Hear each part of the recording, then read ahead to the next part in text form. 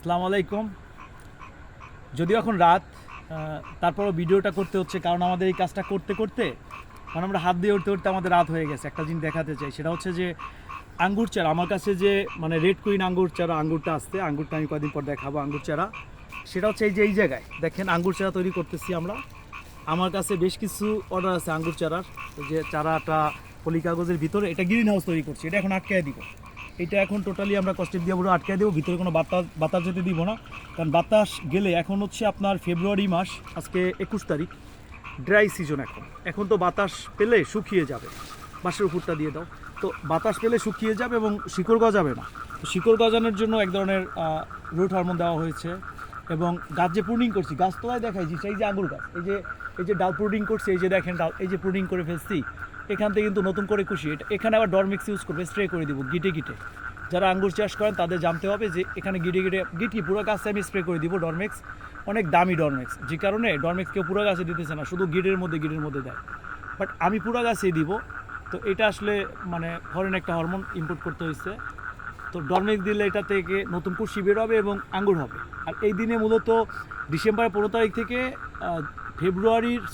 জানুয়ারির 15 তারিখ থেকে ফেব্রুয়ারির 15 তারিখ পর্যন্ত হচ্ছে গাছ প্রুনিং করার টাইম, আঙ্গুর গাছ স্পেশালি। কিন্তু আমি আসলে প্রুনিং করতে করতে আমার 20 তারিখ হয়ে গেছে, কিছু করার নাই। তো এই যে আমরা কাজটা করতেছি এখন, সেটা হচ্ছে আমরা চারা তৈরি করছি। কি কষ্ট করে দেখেন, একটু দেখাই আমি। এই যে চারা ভিতরে যে তৈরি করে রাখছি এতগুলো, এগুলো মাত্র আজকে বসাইছি। এখন এটা 15 দিনের মধ্যে কুশি গজাবে এবং 30 দিনের মধ্যে শিকড় গজাবে। কুশি গজানো শুরু করলে এই যে শিকড় গজায় তা না, একটা গাছ হচ্ছে নিজস্ব রস ব্যবহার করে, গাছের ভিতরের বডির রসটা ব্যবহার করে দেন কুশিটা গজায়।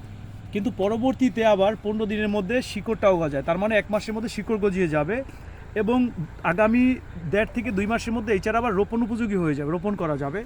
তো অনেকে আমাকে অর্ডার করছে, আমার এটা তো গাজীপুর বোর্ড বাজারে একদম পুরো পারে।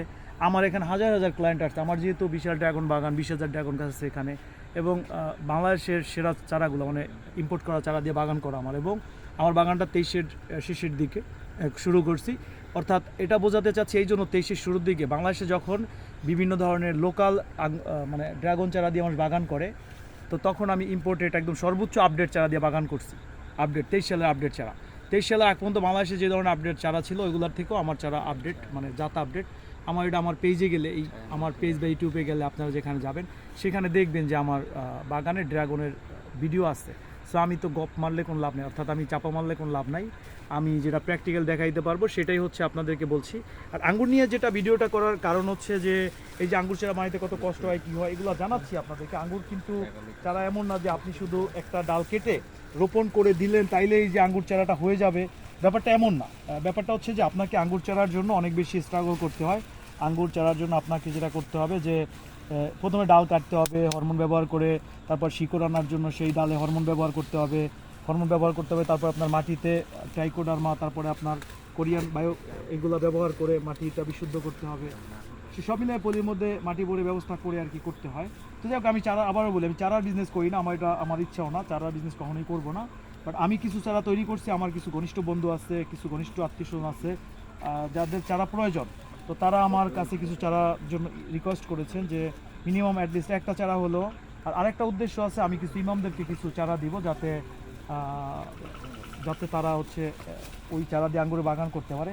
এই ধরনের আঙ্গুরের একটা চারা একজন মানুষের কাছে পায়, মানে সেই একটা চারা দিয়েই তারা মোটামুটি তার একটা বিশাল বাগান করে ফেলতে পারবে ওই চারা থেকে, একটা গাছ থেকেই।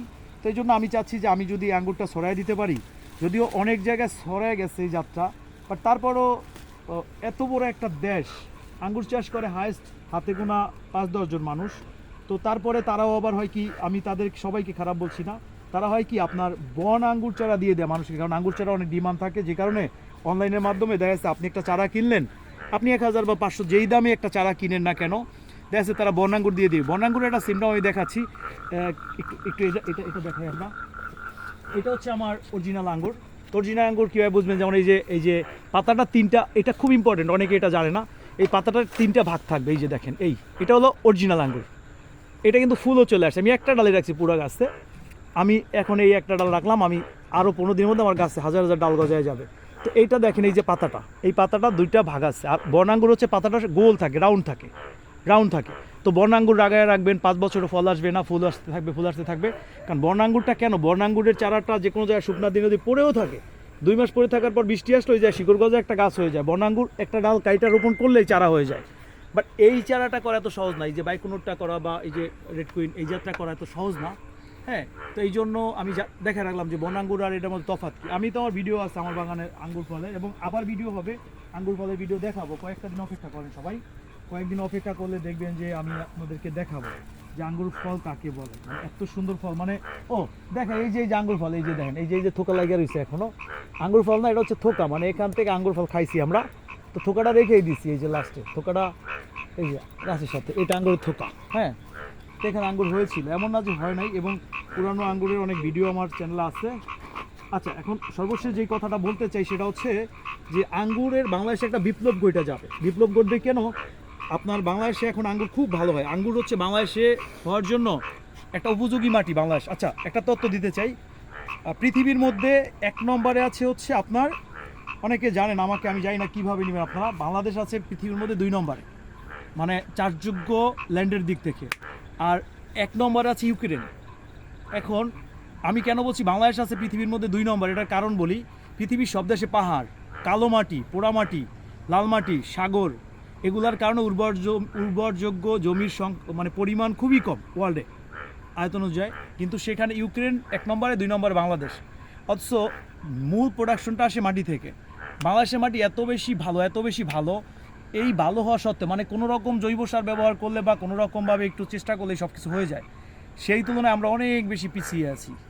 আমাদের ইউক্রেন কত বড় লোক দেশ, দেখেন ইউক্রেন সম্পর্কে যারা জানেন, ইউক্রেন কিন্তু অনেক বড় দেশ। ইউক্রেন যদিও যুদ্ধ চলছে, বাট ইউক্রেন হচ্ছে পৃথিবীর মধ্যে 1 নম্বর। ওরা ওদের জমিটাই কাজে লাগাইছে, ওদের জমি করে কাজে লাগাইছে। আমরা পৃথিবীর মধ্যে দ্বিতীয় হয়ে আমরা কোনো কাজে লাগাইতে পারতেছি না।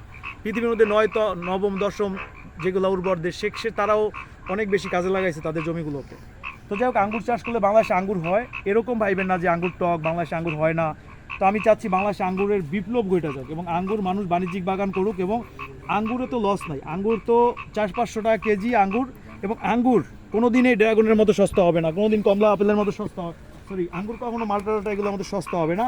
আঙ্গুর যতই হোক না কেন, আঙ্গুর কখনোই মানে বাংলাদেশে সস্তা হবে না। মানে আপনি একদম কম দাম হলেও আপনার 300 টাকা কেজি হবে আঙ্গুরের। আর দেশি আঙ্গুর, হরমোন মুক্ত, ভেজাল মুক্ত দেশি আঙ্গুর তো 500 টাকার উপরে থাকবে। কারণ দেশি আঙ্গুরে কখনো ইউজ করা হয় না, ওই যে আপনার কি বলে এটাকে, যে বেশি দিন রাখার জন্য ইউজ করে, একটা যে ফরমালিন ইউজ করে বেশি দিন রাখার জন্য যাতে না পচে যায়, সেটা দেশি আঙ্গুরে করার প্রয়োজন হয় না। কারণ আপনার বাগান থেকে হারভেস্ট করে আড়তে চলে যাবে, আড়ত থেকে কাস্টমারের কাছে চলে যাবে। আর বিদেশ থেকে ইম্পোর্ট করা আঙ্গুরে কিন্তু ভেজাল ওই রকম থাকে। সেই জন্য একটা কথা বলি যে দেশি আঙ্গুরের দাম কখনোই কমবে না। সবাই আঙ্গুরের চাষ করেন, হ্যাঁ, যারাই কৃষিকাজ করেন তাদের বাড়িতে অন্তত একটা হলো আঙ্গুরের গাছ রাখেন। আমরা আঙ্গুর চারা তৈরি করছি, এর মানে এই না যে আপনি ভাইবেন না যে আমরা আঙ্গুর চারা বিক্রি করার জন্য আমি এই ভিডিওটা করছি। এই ভিডিওটা করছি এই জন্য যে আমি খুব কম বেশি টুকটাক সময় পেলে ভিডিও করি, তাই ভিডিও করলাম আজকে, সেই হিসেবেই করলাম। যাই হোক, অনেক কথা বলে ফেললাম, সবাইকে দাওয়াত রইল। আর শোনেন, আমার বাগানে আসলে আঙ্গুর ফল, ড্রাগন, যত ফল আছে যখন যা থাকবে একদম ফ্রি খাওয়াবো ফ্রি। আর যখন নিয়ে যাবেন সেটা কিনে নিয়ে যাবেন টাকা দিয়ে। সারা বাংলাদেশে যেখান থেকে আসেন, এটা বোট বাজার। আর ভিজিট করতে পারেন যারা বাগান করতে চান, যারা আইডিয়া নিতে চান, তো তারা আসলে আমার বাগান ঘুরতে পারেন। বাগানে ঘুরতে তো আর কোনো ভিজিট লাগে না, টাকা পয়সা লাগে না। ঢাকার বাইরে তো যে কেউ ঘুরতে যেতে পারে না, এবং সময় লাগে, 2 দিন সময় নষ্ট হয়, টাকা খরচ হয়, অনেক ব্যাপার স্যাপার। আর উত্তরা থেকে কাছে, ঢাকা থেকে কাছে, মানে আধা ঘন্টায় আসা যায়। বাংলাদেশের মধ্যে একমাত্র প্রজেক্ট, মানে একটা প্রজেক্টে আছে আমার প্রজেক্ট, যেটা ঢাকা থেকে খুবই কাছে, হোল বাংলাদেশ চ্যালেঞ্জ। এই প্রজেক্টটাই শুধু ঢাকার একমাত্র, মানে একবারে কাছে, এই একমাত্র প্রজেক্ট। আর কোনো প্রজেক্ট আপনি দেখেন কোনো এরকম বাগান নাই যে ঢাকার থেকে এত কাছে। আপনি চাইলেই ধরেন শুক্রবার দিন বিকেলে 2 ঘন্টা সময় নিয়ে বাগান ভিজিট করে যেতে পারেন, কারণ ভিজিট অনেক ইম্পর্টেন্ট। আমি বাগান করার আগে আমি সারা বাংলাদেশ ঘুরছি, ঝিনাইদহ ঘুরছি, যশোর ঘুরছি, খুলনা ঘুরছি, আপনার নরসিংদী ঘুরছি। কেন ঘুরছি? অত দূর দূর যাইতে হয়েছে আমার, কারণ ঢাকার ভিতরে কোনো বাগানই নেই, আইডিয়া নেওয়ার মতো কিছু নেই। আর আমার বাগানে সব ধরনের ফল গাছ আছে, সুতরাং আমার এখানে আসলে আইডিয়া নিতে পারবেন। কাঁঠালটা দেখায় ভিডিওটা ক্লোজ করে দেন, এই যে গামলেস কাঁঠাল।